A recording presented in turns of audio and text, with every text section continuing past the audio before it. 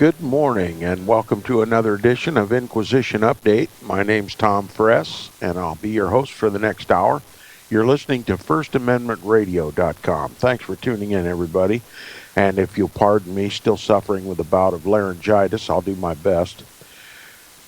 Yesterday we concluded by beginning to read the last full paragraph on page 30 of this book, Rome and Civil Liberty by James A. Wiley. And that's where we will begin this morning, the top of the paragraph. So you can follow along in your own online copy of the book. And but before I begin where we left off yesterday, I feel it best this morning to do a bit of explanation about some things we talked about yesterday on the program. Many of you will remember, hopefully most of you will remember, we talked about Puseyism. Remember, the Jesuits were taking the opportunity to subtly and very carefully and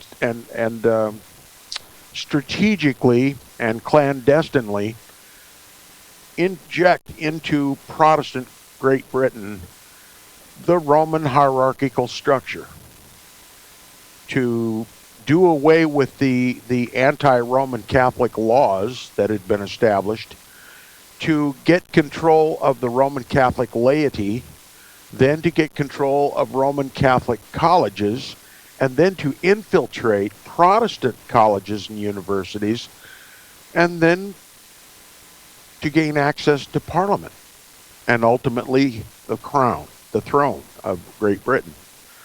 It was a Jesuit act of overthrowing Protestantism in Great Britain and making Great Britain Catholic. That very thing's happening in the United States today. But what was Puseyism? We mentioned it. We didn't talk about it in much length. But I think it would be beneficial for my listeners to understand what Puseyism was.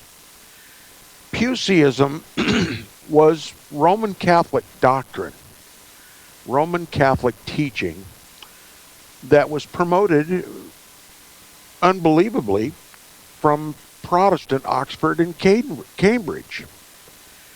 And Puseyism is accredited to a man whose name was not Pusey. He came from a town by that name, but he wasn't even the founder of this doctrinal difference that was being preached in the Protestant seminaries. Nonetheless, it became known as Puseyism. And what Puseyism is the return to the Roman Catholic belief that in the communion bread, there is the literal blood, body, soul, and divinity of Christ. In other words, transubstantiation. My regular listeners will remember our many discussions about transubstantiation. And that the communion, while in a Protestant church is regarded as a memorial of Christ's death, and we keep that memorial until he returns, in the Roman Catholic Church it's an entirely another thing. It's called the Mass in the Roman Catholic Church, and in the Mass the priest elevates the communion bread and the cup of wine and utters some unintelligible Latin words, and miraculously, though it remains in the appearance of bread and wine, miraculously it becomes at that moment the literal blood, body, soul, and divinity of Christ. The whole Christ, nothing lacking, and that he is to be offered once again as a sacrifice on the Mass, on the altar of the Mass. It's a ritual re-killing of Christ, as though his original sacrifice had no power, and it must be repeated over and over and over again. That's the protest that the Protestant Church had against Roman Catholicism, and particularly against the Mass. This literally formed the foundation, one of the foundational truths of the Protestant Reformation. Now, Puseyism attempted to subtly return the Protestant churches through the Protestant seminaries in England to the Mass. That's what it was all about.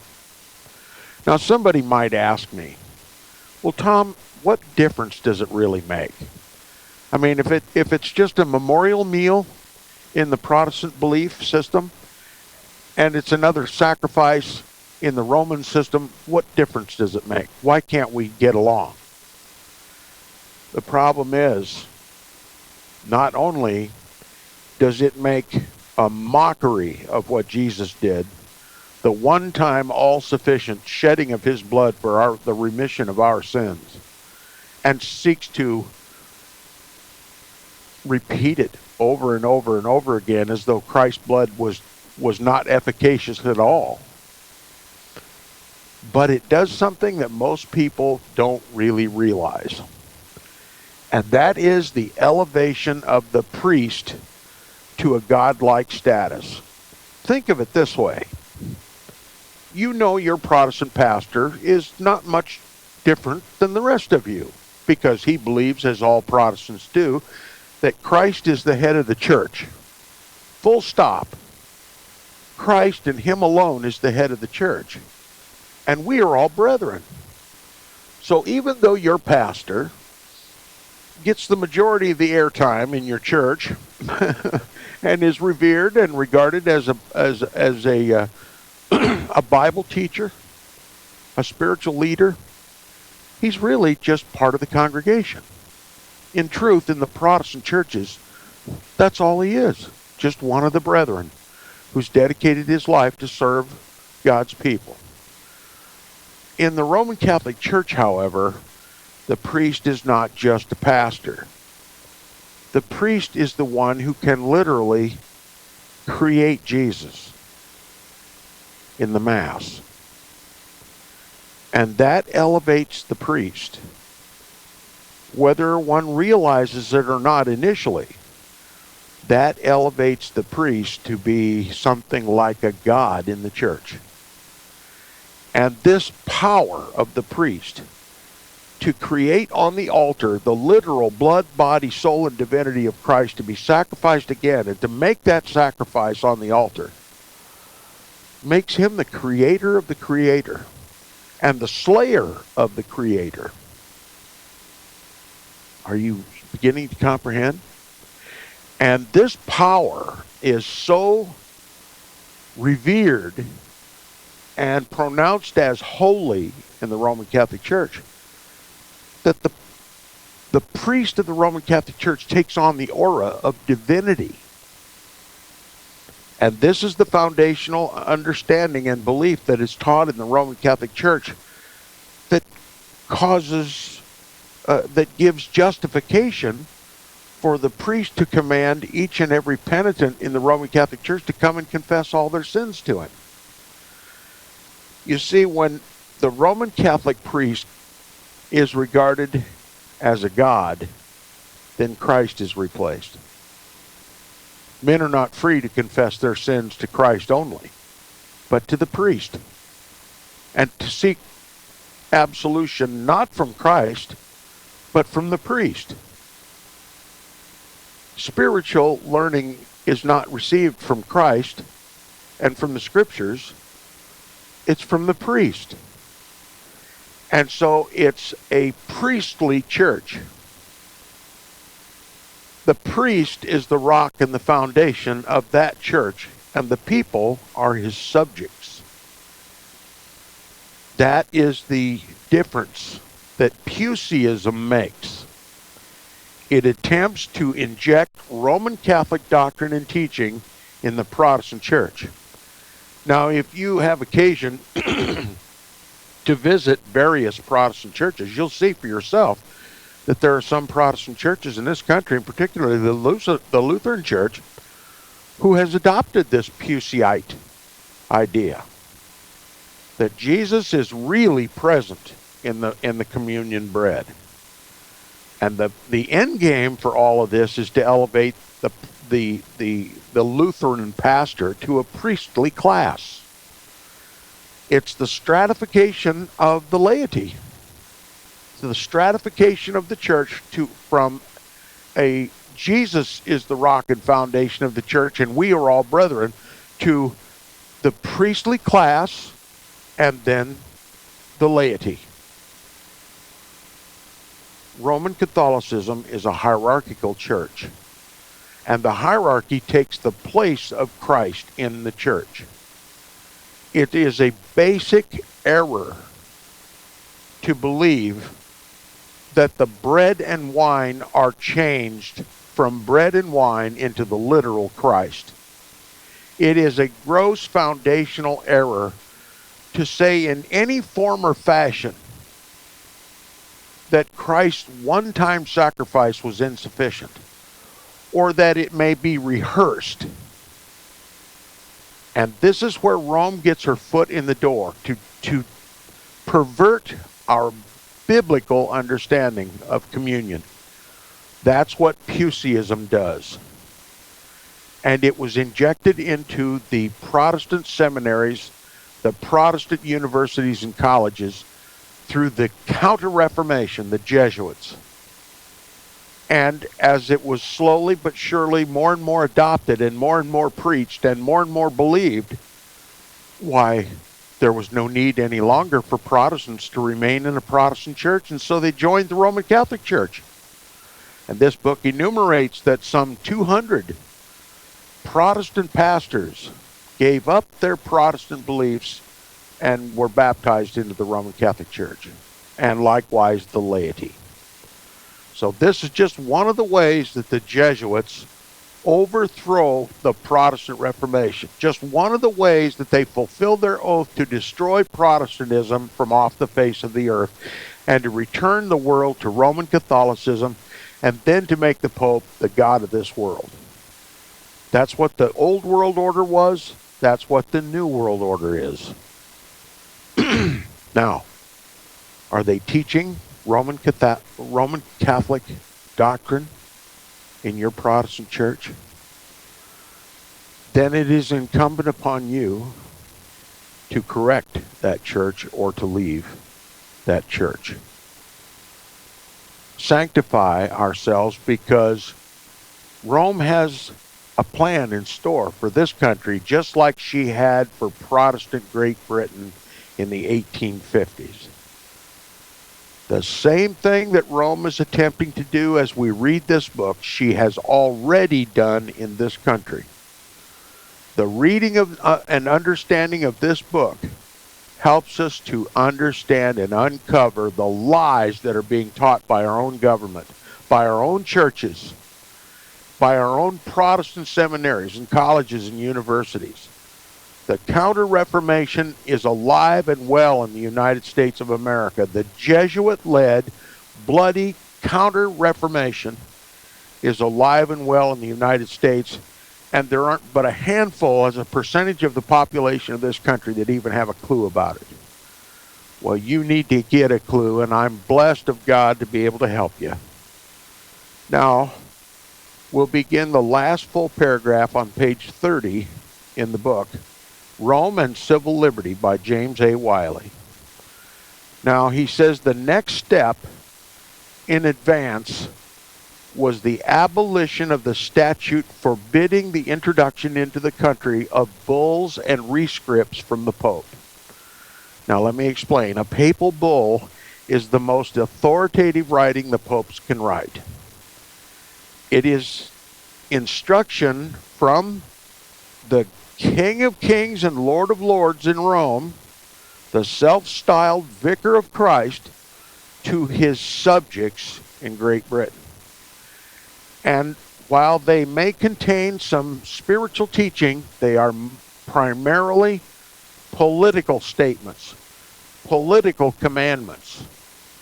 And any communication from the papacy to his Roman Catholic subjects in Great Britain was prohibited by law in Great Britain.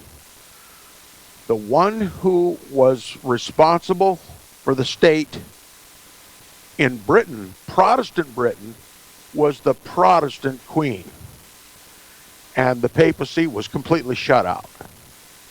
And so the normal communication modes between the papacy and his subjects throughout the world is through papal bulls, encyclical letters, pastoral teachings, and those sorts of things from the Pope.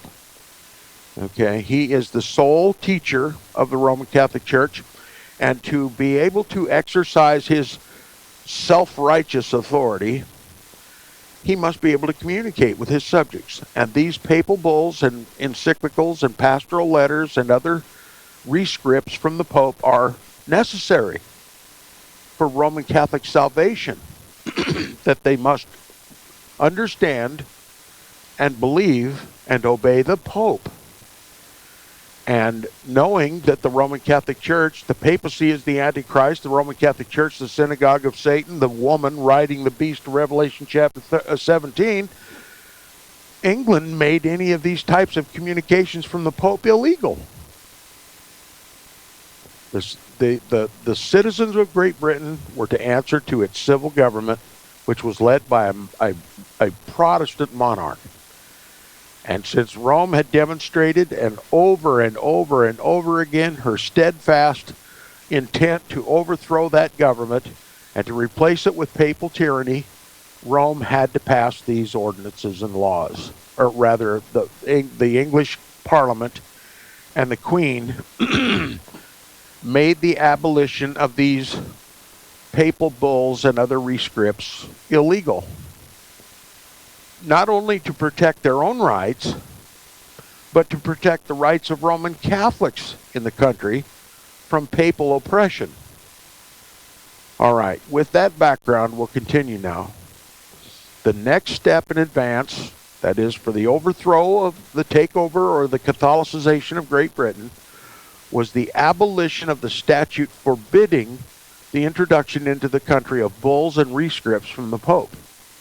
They overthrew those laws that protected Protestant Great Britain from the tyranny of the popes. They overthrew those laws. It says the penal statutes, as they were called, against popery were abolished in 1778. They were framed by our fathers not to oppress papists, Roman Catholics, but to protect their own liberties against popish machinations. They were extremely mild in nature when we consider that when they were framed, the gibbets on which the Protestants had been hanged were but newly taken down, and the ashes of the fires in which they had been burned were yet scarce cold. All right? These rules and these rescripts were forbidden in the country, and they were abolished. Those protective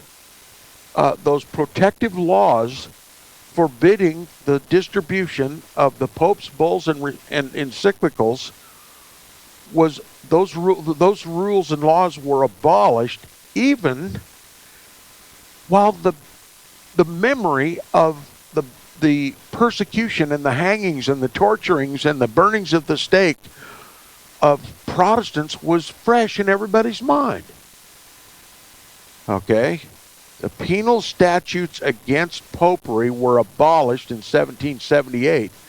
They were framed by our fathers not to oppress papists, but to protect their own liberties against popish machinations. See, in Protestant countries, Catholics have liberties that they don't have in Roman Catholic countries. And Protestant countries wish to preserve those rights for Roman Catholics. But the papacy would have all of those rights removed, both for Catholics and Protestants. Now, those laws protecting all the British, whether popery, whether papist or Protestant, were overthrown. That was one of the efforts of the Counter-Reformation, to make England Catholic. And it says they were extremely mild prohibitions, okay, laws. They were mild. They weren't persecutorial. And he says, especially when we consider that when they were framed, the gibbets or the structures upon which Protestants were hanged were but newly taken down. And the ashes of the fires in which they had been burned were yet scarce cold. In other words, it was only recently that they had abolished Rome's ability to burn Protestants at the stake. All right? And yes, he says mild, especially when we compare them to the statute of decombrendo heretico. Okay, this is one of the Pope's decrees, and it was framed in the time of Henry IV and always acted upon so long as the government was in the hands of the papists. So it was a papal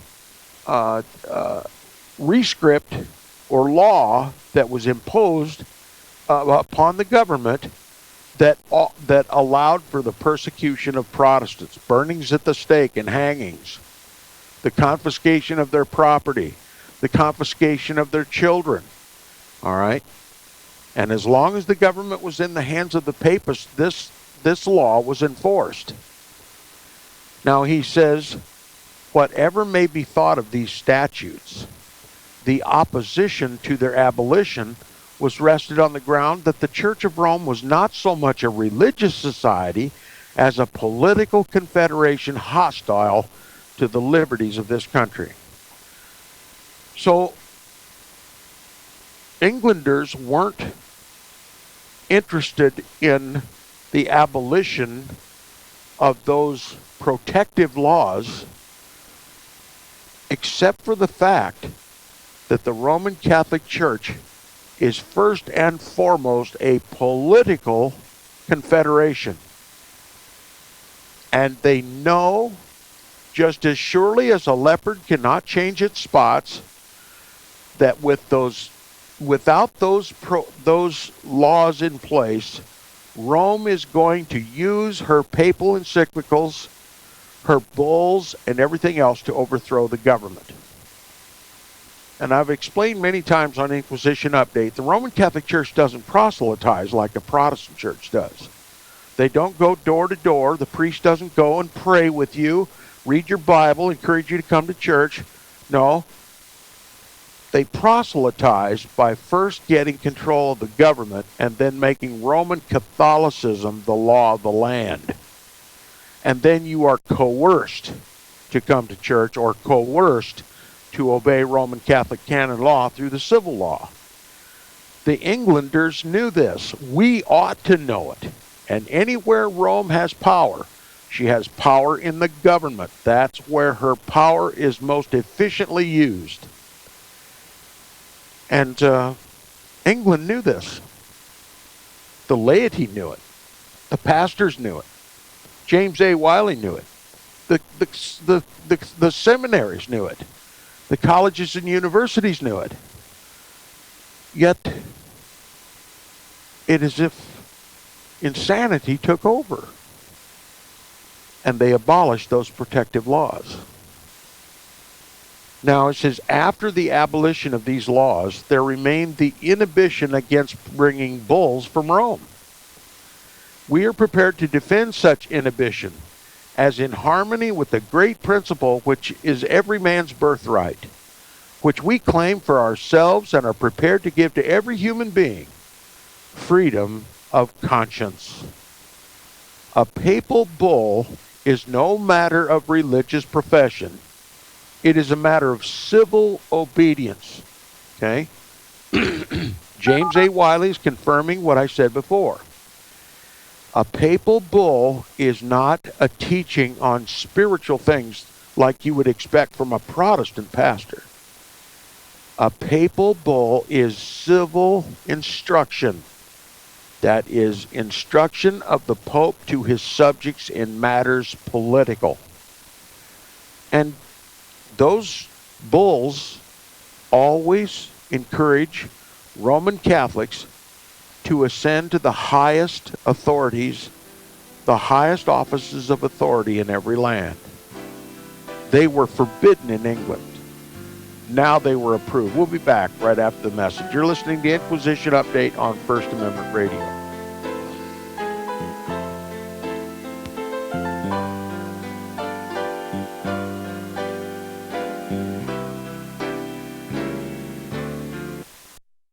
Visit crosstheborder.org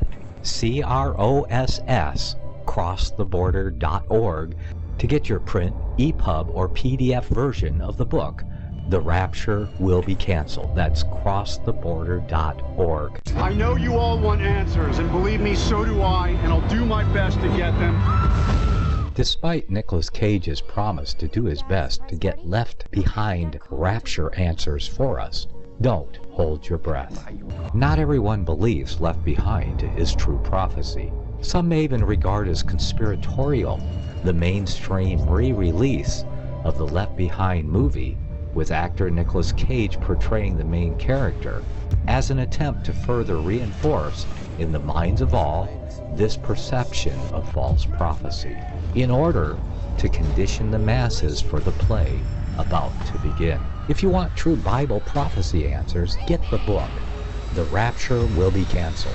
The author exposes the Latin rapture origin, the 7-year tribulation deception, true Bible revelation of Daniel's 70 weeks, the abomination of desolation, the restrainer, America in the Revelation, the image of the beast and the mark of the beast, and the truth about God's chosen people, and so much more about Bible prophecy. This book will shatter the Left Behind paradigm of future events. Get the book, The Rapture Will Be Canceled. Visit crosstheborder.org, CROSS, crosstheborder.org, to get your print, EPUB, or PDF version of the book, The Rapture Will Be Canceled. That's crosstheborder.org.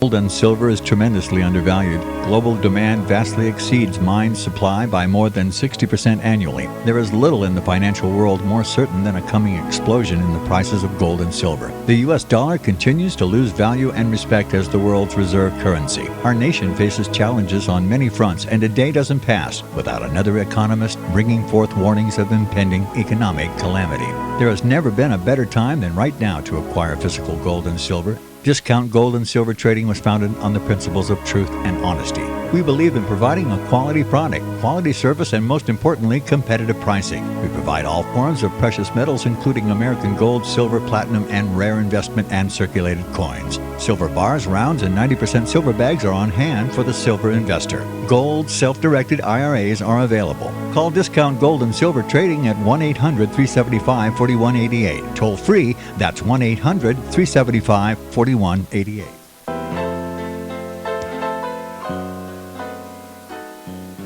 Welcome back from the break. You're listening to the second half hour of Inquisition Update on First Amendment Radio. If you'd like to support the program, please support First Amendment Radio, who sponsors it. If you'd like to contact me, please do so by email. My email address is tom@seawaves.us. Now, before I pick up where we left off before the break, I want to explain, in a Protestant country, a man's conscience is shaped by Christ through the Bible. The Bible is everything. That's our law. In a Protestant nation, the conscience is shaped by Christ through his law, through his Bible. In a Roman Catholic country, the Roman Catholic conscience is shaped not by the Bible and not by Christ, because both are forbidden. In a Roman Catholic country, the conscience is shaped by the papacy, the man of sin, the son of perdition. Now, it's easy for us, with that understanding, to understand why Protestant Great Britain did not want papal bulls and encyclicals brought to England and read to Roman Catholics. Because it's all about the conscience. Who is going to control the conscience? And if the conscience of Britain is divided between Christ and Antichrist, then there's going to be nothing but turmoil. This is an attempt by Britain to spare both Protestants and Catholics from Antichrist. The biblical, historical, and prophetic Antichrist of the Bible is the papacy. England full well knew this and kept the Pope out so that he could not shape the conscience of Britons. Now it says, after the abolition of these laws that forbid the Pope to speak to his subjects in England, there remained the inhibition against bringing bulls from Rome. James A. Wiley says, we are prepared to defend such inhibition, as in harmony with the great principle which is every man's birthright, which we claim for ourselves and are prepared to give to every human being, freedom of conscience. A papal bull is no matter of religious profession. It is a matter of civil obedience. The question it raises is not whether a church shall have the right of communicating with its members on matters of doctrine, but whether a foreign prince, a foreign potentate, the Pope, shall be at liberty to send his edicts into our country, binding upon the consciences of his adherents under the highest penalties, matters both temporal and spiritual. Everyone knows that a beast with two heads is a monster. Great Britain knew that too. For the country to remain sovereign, for the country to remain free, for the people to enjoy freedom of conscience, the Pope had to be kept out. Roman Catholic canon law had to be kept out. And they weren't really ready to negotiate in allowing Rome to publish her bulls in Great Britain. It's a matter of conscience, and it's a matter of binding the souls of Roman Catholics to the laws of the papacy. That's what this is all about. He says the question it raises is not whether a church shall have the right of communicating with its members on matters of doctrine. Nobody would prevent a church from communicating with its members on matters of doctrine. No true church. But whether a foreign prince, a foreign potentate, the Pope, shall be at liberty to send his Roman edicts into our English Protestant country, binding upon the consciences of his adherents under the highest penalties. What are those penalties? Excommunication and eternal damnation. If you're excommunicated by the Pope in the Roman Catholic religion, you are denied access to heaven, and you are locked for eternity in hell. To fall out of favor with the Roman Catholic Church is a matter of eternal life and death. That's how they bind the consciences. This is what we talk about when we talk about papal tyranny. Grace is not a matter of discussion in that church. It's you either obey or you burn. You turn or you burn. That's the entire history of the Roman Catholic Church. Rome can try to refute it all she wants. There's too much documented history to deny it. It enjoins upon the consciences of the Pope's adherents under the highest penalties matters both temporal and spiritual. Not just spiritual, but temporal. That is, civil law. Okay? In a Protestant country, civil law is separate from God's law. And whenever temporal law, the civil law, comes in controversy with God's law, then it's time for God's people to step up and abolish those laws. God is given opportunity to govern his people in a Protestant country, whereas he is completely shut out by the popes in a Roman Catholic country. Now, listen to this. We all know France, Spain, Portugal, and Italy were Roman Catholic countries. Now, you would think that France, Spain, Portugal, and Italy would, being Roman Catholic countries, they would allow the Pope to issue his bulls and rescripts, encyclicals, pastoral letters. But listen to this. France concedes no such power to the Pope. No rescript from Rome can be published in that country without permission from the government. It is the same in Spain and Austria. Indeed, in every country of the continental Europe, Protestant and Popish. All of Europe had told the Pope in no uncertain terms, your rescripts, your bulls, your encyclicals will not be published in our countries, Catholic and Protestant. You can't overthrow our legitimate governments. In other words, the world said, Pope, if you want to remain a spiritual leader among your adherents, we'll tolerate that. But you're not going to be the King of Kings any longer. You're not going to dictate to us civil law.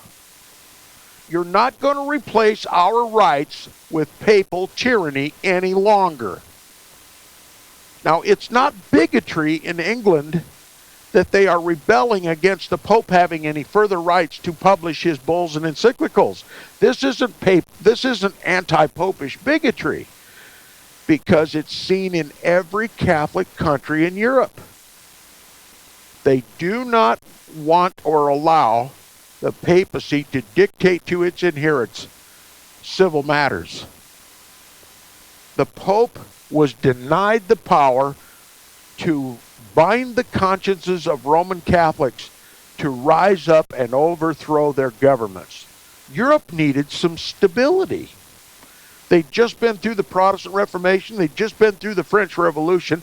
Tyranny had reigned and ruled until those times. And after that, chaos ensued. And it was time to build consensus. It was time to build stability. It was time to build stable governments. Governments that could not be overthrown by the Pope. That the people might be given a voice as to what form and fashion of government that they wanted. And that's why France, the Roman Catholic countries, Austria, particularly Roman Catholic, Spain, Portugal, they all denied the Pope his self-proclaimed right to bind the conscience of his people through bulls and rescripts. All of Europe was united in this. It wasn't just the Protestant countries. It was all the countries of continental Europe. But England, at this time, is abolishing these laws to protect the government. From all intents and purposes, it looks like our Vatican Council II had taken place. Do you see the similarities? All right. He says France concedes no such power to the Pope. No rescript from Rome can be published in that country without the permission of the government. It is the same in Spain and Austria. Do you suppose that our government would tolerate its people demanding that no more papal encyclicals, no more bulls, no more rescripts from the Pope would be published in this country? Think about it. Our government not only allows the Pope to issue his bulls and encyclicals, they allow him to come to this country to speak directly to his subjects on civil matters. And not only that, they invite the Pope, a Jesuit Pope to boot, to come to this country and lecture our legislation, our legislators. While in France and Roman Catholic countries in Europe, the Pope doesn't have that privilege. Only in England does the Pope have that privilege, a Protestant country. You begin to think of what are Protestants drinking? Not to mention the fact that they've even forgotten who the Antichrist is. I hope my listeners are getting a clue. Inquisition update is not just tinkling cymbals and sounding brass. Inquisition update is an expression of selfless love. Who else would put themselves at risk, real risk, and suffer real persecution such as I have for the benefits of my listeners if I were just a tinkling cymbal and a sounding brass?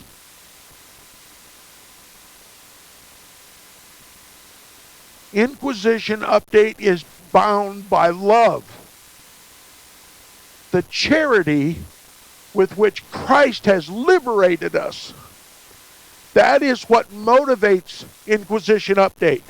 Morning, noon, and night. A loving compassion for God's people, to expose the lies of Rome, to ring sound the alarm that Roman tyranny is on every step if we do not return to a Protestant Reformation. I've been accused by my enemies, who used to call themselves friends, of being hateful, of being lacking in charity. Who in his right mind would sit here on Inquisition update every morning and make these warnings and suffer the consequences if it were not through love he was doing it? I asked my newly acquired enemies if they would suffer any persecution to tell the truth.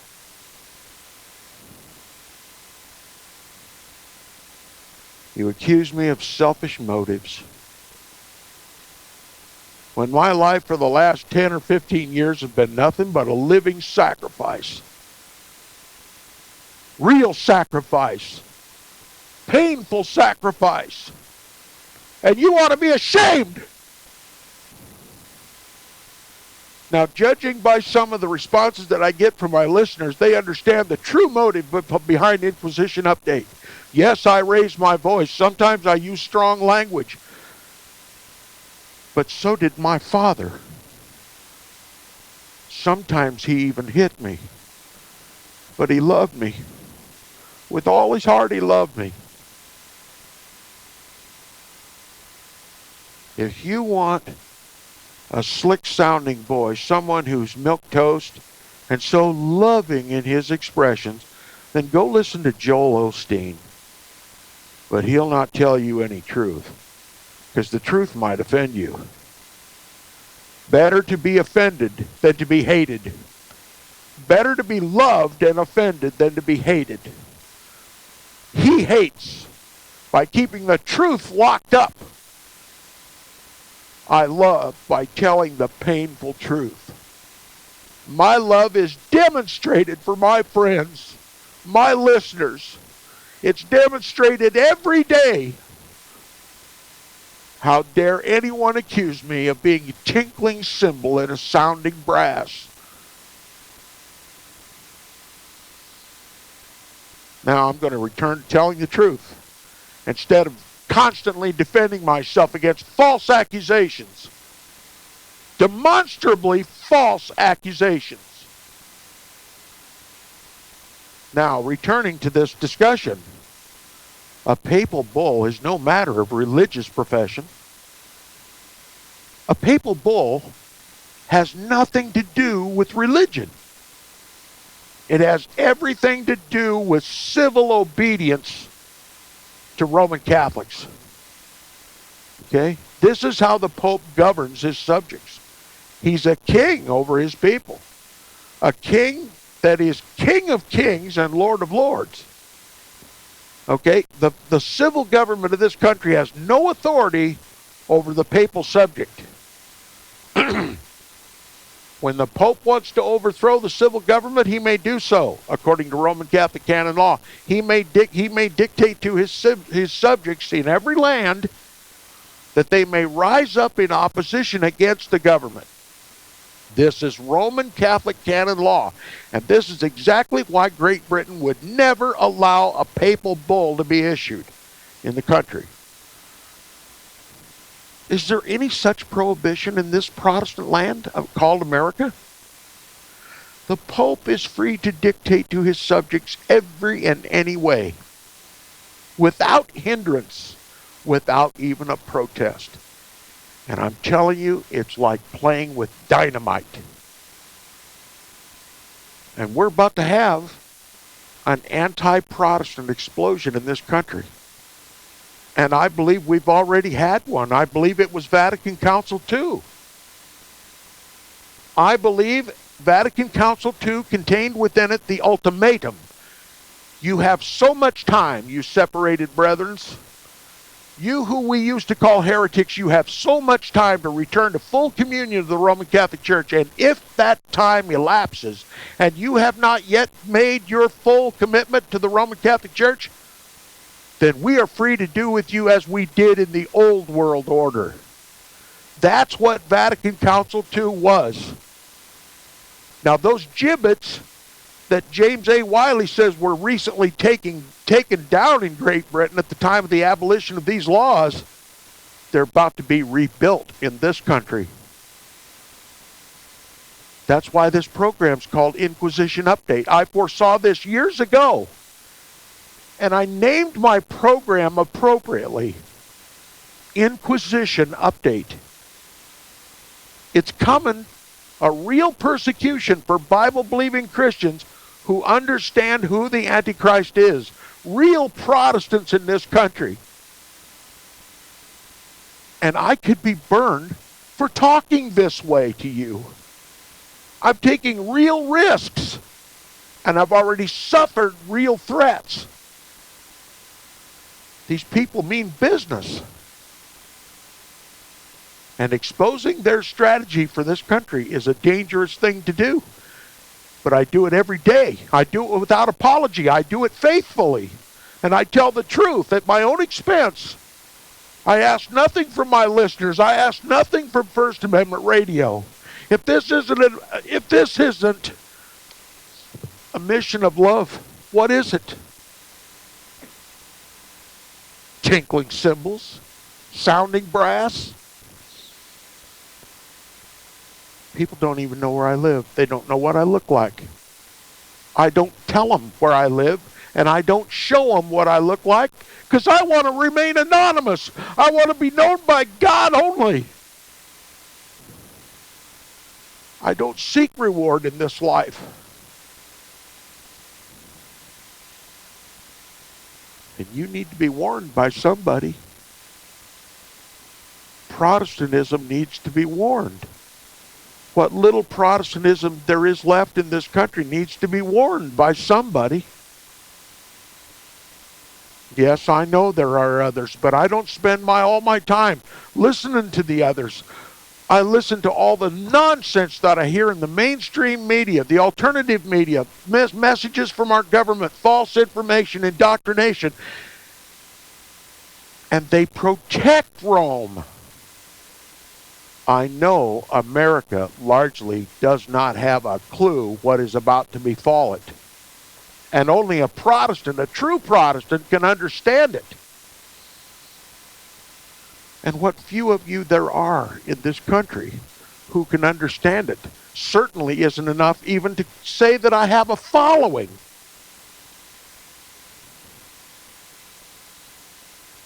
Here I am again, defending myself against false accusers. The papacy tries by any means to bind the consciences of God's people and to replace Christ. That's what it's all about. But France, even Roman Catholic France, understood that the Pope should have no control over the government. Roman Catholic Spain and even Austria forbid the Pope from publishing his indoctrinations, but with the permission of the government. Because all of those Roman Catholic governments knows that the papacy, if given an opportunity, if given an avenue for communication, he can overthrow the government. And if the people established those governments for the protection of their rights, they didn't want the Pope to be able to overthrow it.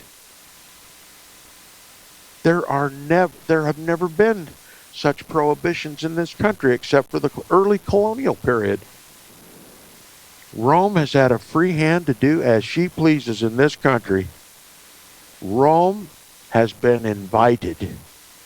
The scarlet harlot from the Tiber has been invited to the bed of her adulterous followers in our parliament, in our Congress. And it's time God's people wake up to that hideous reality and prepare for the outcome. Just as James A. Wiley is trying to prepare England, Protestant England, for what they have bought in allowing the papacy to reestablish her Roman Catholic hierarchy in Great Britain, America needs to be reminded that we are going to suffer likewise. We have to repent of this ecumenical movement. And we have to instruct our government. No longer will we allow a foreign potentate, especially one that our Bible describes as the Antichrist of the Bible, to dictate to our government, to form the basis for our civil law. He should have no authority in this country. No temporal authority whatsoever. Or we can overthrow our government.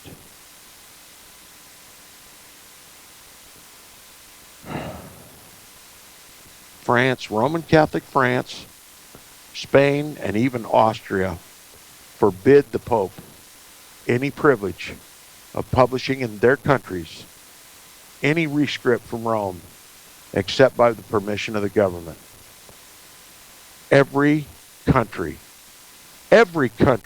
in continental Europe, Protestant and Popish, denied the Pope the right to take over the government through his papal bulls and encyclicals. But in Great Britain, this statute was repealed in 1846, so far as regards the penalties attached to the 13th of Elizabeth, prohibiting the introduction of letters apostolic from Rome. As regards the older statutes, in especial that of Richard II, government has declared that it will not now prosecute upon them, so that the abolition of these prohibitory enactments is virtually total. Okay? What good are those laws, any remaining laws, if the government says we will not